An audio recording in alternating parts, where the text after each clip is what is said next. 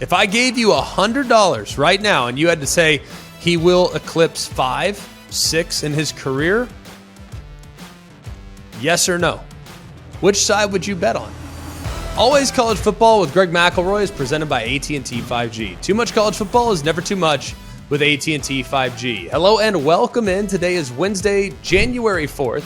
We hope that you're having a terrific week as we are leading into the national championship. We're just a few days away now, just 5 days. The week's flying by. It'll be here before we know it. Just 2 days from now, I'll be on a plane to Los Angeles. Kubiak and Foster will be out there as well. And we're all going to have a good old-fashioned kumbaya at the national championship venue. It's going to be phenomenal. Can't wait to be there. That's for sure. It will be here in no time whatsoever. Please like, rate, and subscribe. Helps the show out, helps us out.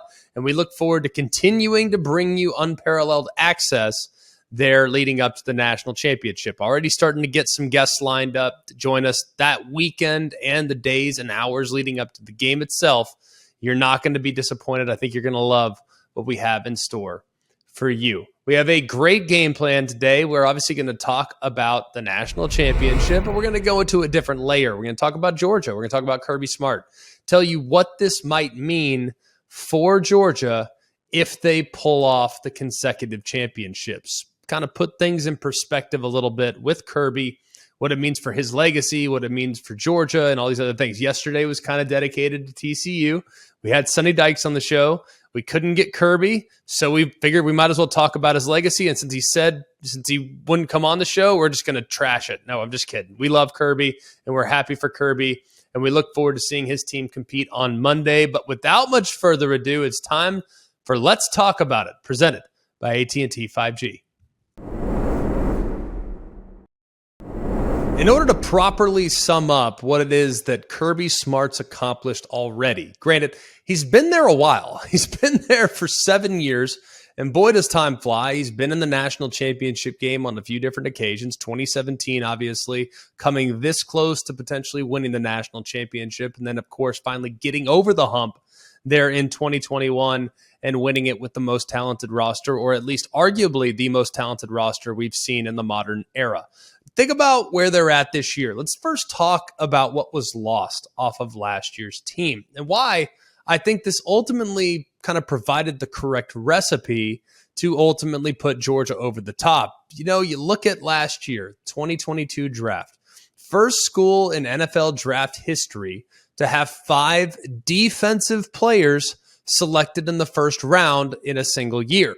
And, by the way, you can make a very strong case that maybe their best player, Nakobe Dean, fell and tumbled all the way down into the mid-80s. So they had 8 guys go in the top 90 picks on that side of the ball. Just a ridiculous layers and layers and layers of quality scattering the roster. And you think about, too, the guys that are playing on this particular team that were starters last year or contributors last year. Jalen Carter comes to mind, Keely Ringo, Chris Smith, handful of others.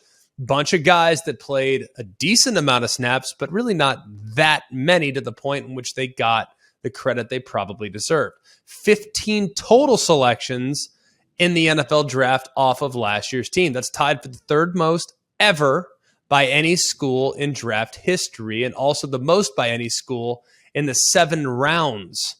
That's, the format that they've adopted recently all time. The 15 selections are also the most by a reigning national champion in the common draft era. So you think about all the things that were lost off last year's team, only to see this year's team come back and maybe be stronger. That's what's insane about where they're at. And honestly, what's crazy is that Kirby has already established this program. Think about all those departures, and yet in the preseason, had you picked Georgia to win the national championship, had you decided to put $100 down, had you decided to put $1,000 down, $10 down, I don't care. It was paying 4-1, which is the third shortest odds in the entire country. All right. Now, obviously, the other side of things with TCU, very much the opposite. They were 5-7 last year, and they're 200-1 to win the title, according to Caesars Sportsbook entering the season. So you had a team that was 4-1, and then you have a team that was 200-1. So it is very much a David versus Goliath approach. But let's think about for a moment just where Kirby is and the program that he's put together. And if they win on Monday, we'll obviously be able to have a totally different conversation about where he stacks up, where the program stacks up. But we all know the last time a team went back-to-back was in 2011 and 2012. That was Alabama. It's been a while since we've seen someone even come close to the point in which they could win back-to-back national championships. But Georgia, according to Sports Source Analytics, they have only one first-year transfer on the roster that went through the portal. That's tied for the fourth fewest in the FBS. The only schools with fewer first-year transfers are the service academies, Army, Navy, and Air Force. That means that Georgia built this roster from high school recruiting. You think about that. Army, Navy, and Air Force, they all have zero. Okay, the only others that didn't take transfers, Georgia, they took one. Clemson, we all know Dabo Swinney's been outspoken about he doesn't want to take transfers. He's not really welcoming that. They brought in one. Stanford brought in one. We all know the challenges surrounding Stanford. In order to transfer to Stanford, you have to first apply to Stanford. If you get in one of their graduate programs, then maybe, just maybe, they'll accept you. Then you can transfer after the fact, but you have to start the process before you even enter the portal because it's like a 6-month process. And then Iowa.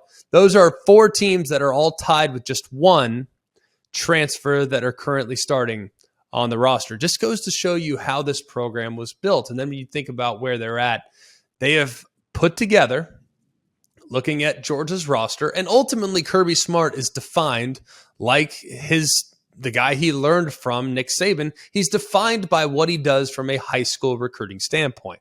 He's defined by the culture that he creates, by the competition he creates in and amongst the players on his roster. So you think about his roster for a second, think about how they've recruited. 2022 roster, 64 players on Georgia's roster were either 4 or 5-star recruits. That's the third most in all of college football. They have one transfer, that's 125th. So you think about it, it's almost exclusively created with players that were homegrown and developed within the program with the culture that has been created over the course of several years. And that's where they're at right now. But let's think about what a championship would mean for him. You think about what he accomplished and think about just how close he was to winning it in his second year at Georgia. Had he won it in 17, had he won it again in 21, then he's potentially winning the trifecta here in 22. Where would he be as far as the upper echelon all time of great coaches? He'd be amongst the best ever. Because you really think about it, man. You look at the coaches that have won multiple national championships. There's a lot fewer than you think. A lot fewer than you think. Now, everybody is probably going to be held to the standard that Nick Saban's created. Everyone's going to be held to the standard that Bryant created before him. 7 national championships, 6 national championships. But you realize how few and far between people, coaches, players, anyone that wins multiple national championships, you realize how hard that is to get to the top of college football. It's almost impossible. And to think he's been able to do it in 7 short years tells you all you need to know. Let's think about it. Knute Rockne, obviously Bear Bryant, Nick Saban, all these guys won multiple national championships. Tom Osborne, Woody Hayes, Bernie Bierman, who coached, by the way, at Minnesota, probably the first name you don't recognize. Frank Leahy, John McKay at USC, Howard Jones, who, of course, won several national championships with Yale, Urban Meyer, who won 3 national championships, 2 at Florida, 1 at Ohio State. But we're thinking about it, man. I mean, think about how great Tom Osborne was. Like an all-time great coach of our generation, and obviously the previous generation as well. But he was the guy there for, 25 years or so, and he won 3 national championships. Think about how hard that is to do. Think about how hard it is to get to the top of college football. Barry Switzer's got 3. Darrell Royal, he has 3. Bud Wilkinson, he has 3. Pop Warner, he has 3. So we're talking about the greatest of all time. And the fact that Kirby Smart was a 2nd and 26 conversion away from potentially already having 2 in the bag with the opportunity on Monday as a double-digit favorite to bring home his 3rd championship. Y'all, we're talking about a guy that's not even 50 years old.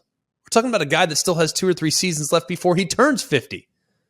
Now, I'm not suggesting that Kirby Smart's going to build a monster that rivals that of what was built at Alabama with both Bear Bryant and with Nick Saban. Those 2 combined for 13 national championships. But, and I say this with a big capital B, but would you be willing to bet against him joining the likes of Nick Saban and Bear Bryant? Would you bet against it? If I gave you $100 right now and you had to say he will eclipse 5, 6 in his career, yes or no? Which side would you bet on? Because if you look at what's been created and the culture that's been created, I know it's hard to win 1. It's really hard to win 1. It's especially difficult to win 2. If he wins 1 on Monday, and Vegas seems to think that's entirely likely, then would you bet against him getting up there alongside Woody Hayes, him getting up there alongside John McKay, Frank Leahy, Bernie Bierman? Would you bet against him getting to 5? At 47 years old with 2 in the bag and 1 that was this close to potentially come to fruition as well? I think you need to ask yourself that. We're talking about legitimate legacy. We're talking about legitimate, historically great coach if he's victorious on Monday with his 2nd consecutive national championship. McElroy, I have to agree that you have to put him up there because you mentioned Tom Osborne. Tom Osborne was at Nebraska for 20 years before he won his first one. Kirby's been there and won him already back to back. We're looking at possibility of back to back. If he is getting this, and he's a Georgia alum, which why you think that he'll probably stick around at Georgia for a while. Say he does this. I mean, you mentioned 5.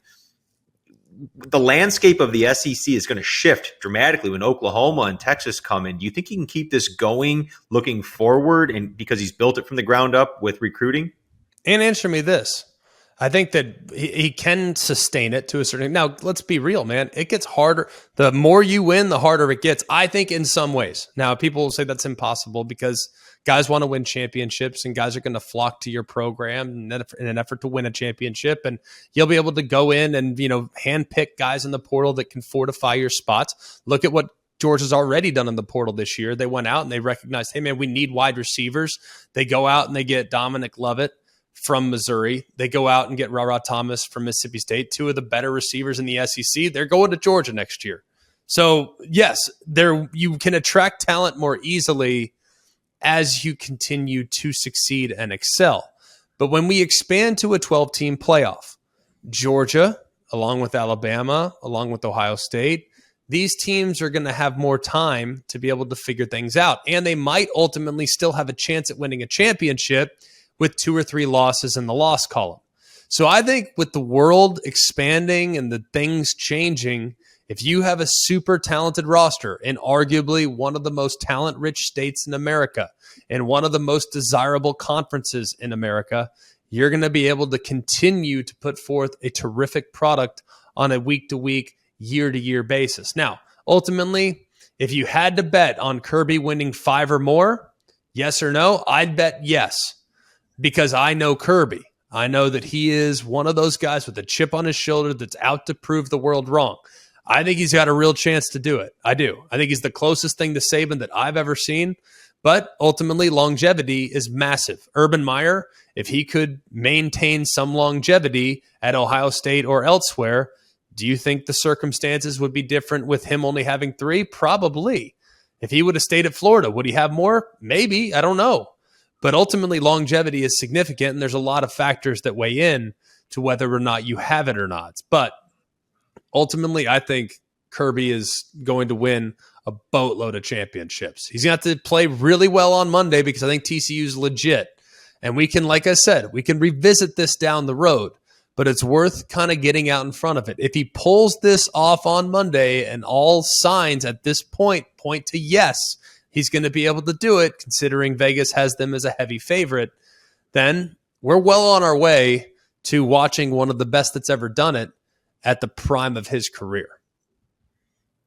One more question here. Nobody's perfect. So if you had to say one thing for Kirby to take it for the next 5-6 years to get back over, as a head coach, what would you say he needs to improve on to make sure he keeps that longevity going?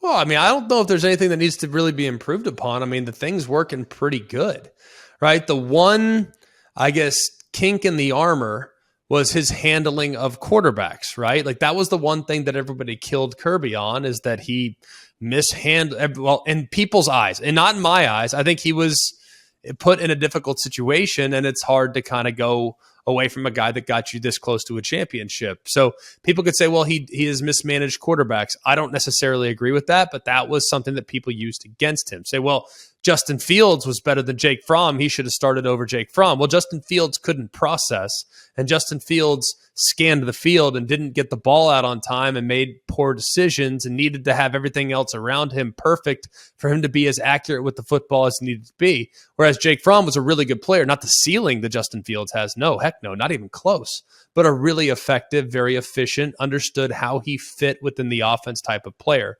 So he got criticized for playing Jake Fromm over Justin Fields. Well, then he got criticized for playing Stetson Bennett over JT Daniels. And then JT Daniels got hurt. He put Stetson Bennett in.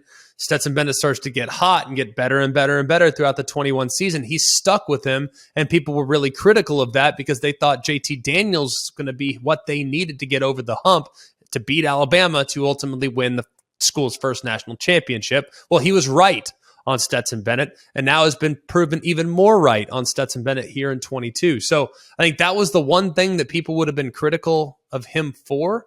Not sure it's totally fair, but let's just call it what it is. People were using that as a low-hanging fruit argument. So I'm not sure there's much to improve upon. I think just continuing to do what he's done up to this point. And you don't have to win it every year. Let's just be honest. You don't have to win it every year. But if you're 47 and the goal is to win 5 or more, you win it every couple years, every 3, every 4, every 5 years, and you coach until you're 70, I like your chances. Let's Talk About It is brought to you by AT&T 5G. Too much college football is never too much with AT&T 5G. Every college football season, Goodyear knows the importance of winning on the road. The road will always demand confidence, the confidence to handle whatever the journey brings and to perform under tough conditions. And just like the players and the fans of college football, Goodyear is ready.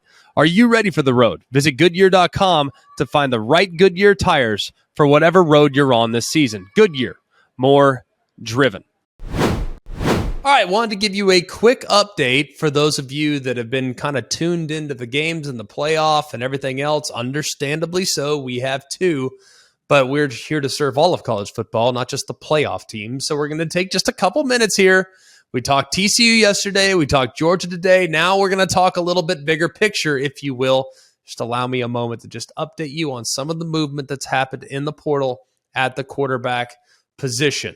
Just a few things that need to be noted. Look, Sam Hartman, formerly of Wake Forest, he's in the portal right now. All signs point to him becoming a member of the Notre Dame Fighting Irish, but that is not official, but that's the latest that we have right now. Devin Leary has officially chosen Kentucky, formerly of NC State. He's officially going to Kentucky. Interesting decision there from Devin Leary. He had plenty of suitors. He evaluated the entire landscape, and he clearly must have liked what he saw at Kentucky under Liam Cohen, the offensive coordinator 2 years ago, not this past year. And he clearly felt like he put Will Levis in a position to get drafted as high as humanly possible.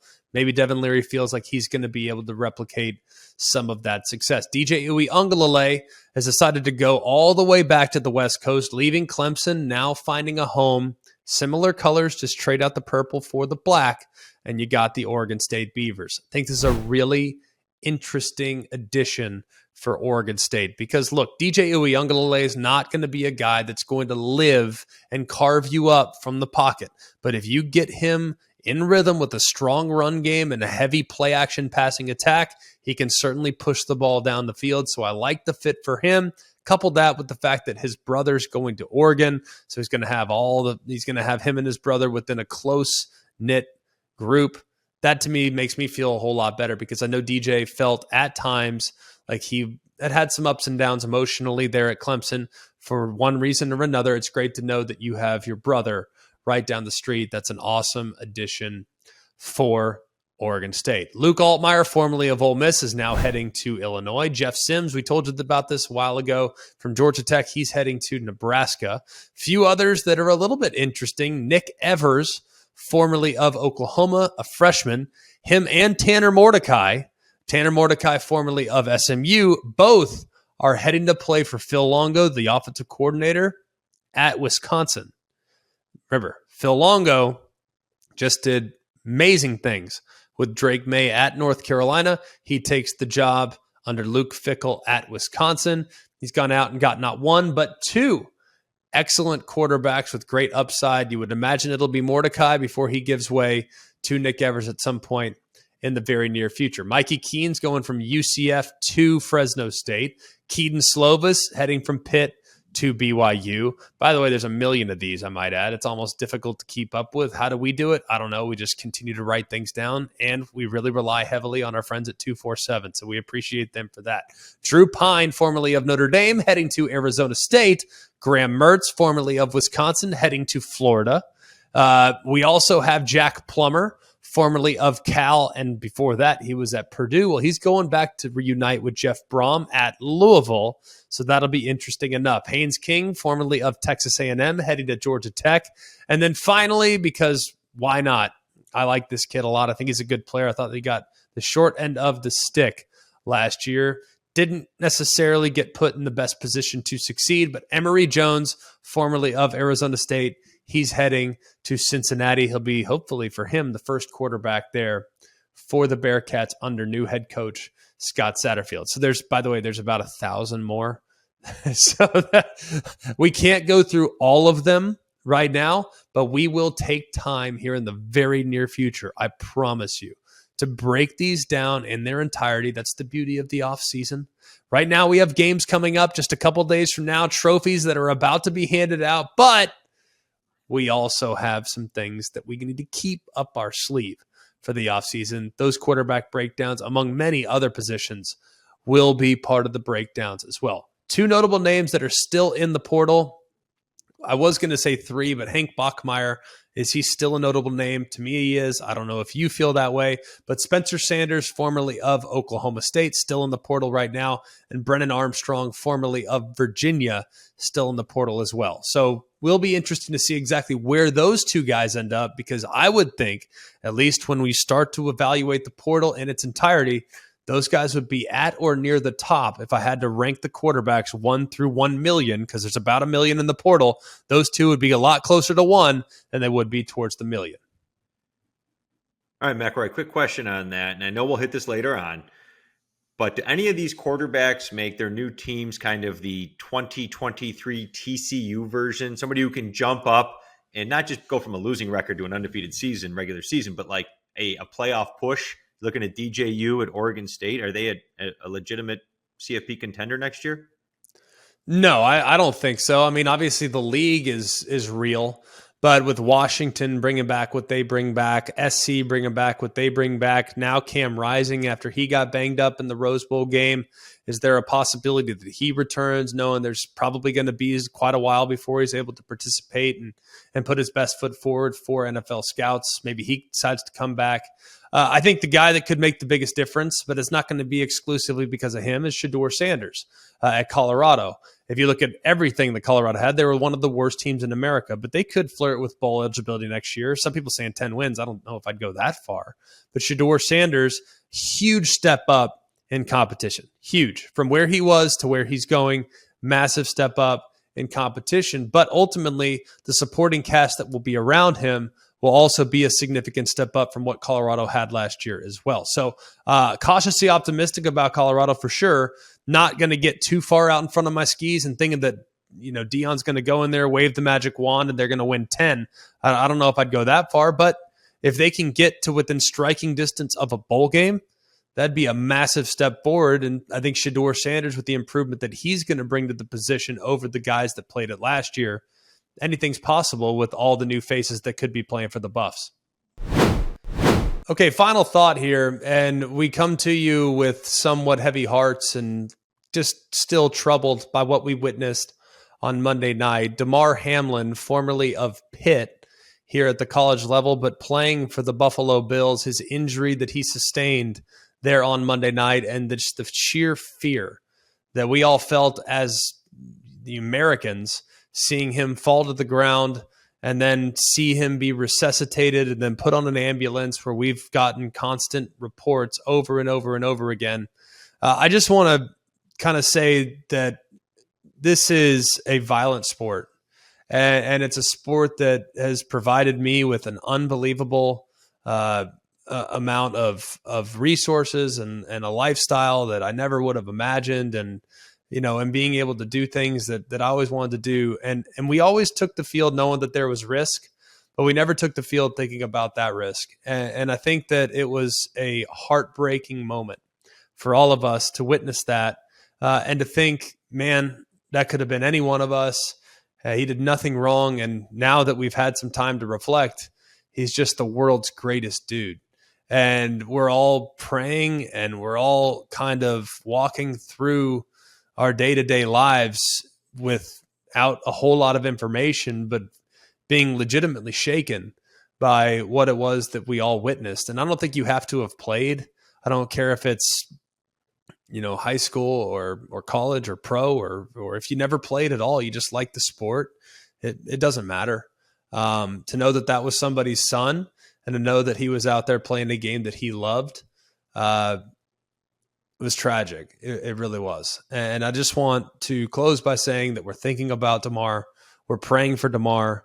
We're hoping the best for Damar. We're so incredibly grateful to the Buffalo Bills organization and the Cincinnati Bengals organization for making sure that they did everything humanly possible to make sure that he was put in the most stable position possible prior to getting on the ambulance. And we couldn't say enough prayers about the medical staff at UC Medical Center and the helping hand that they're providing in trying to nurse him back to health. So just say a prayer for him today. Life is really, really precious. Life is really, really fragile. And we all play the game because we love it. And we all play the game because it's an awful lot of fun.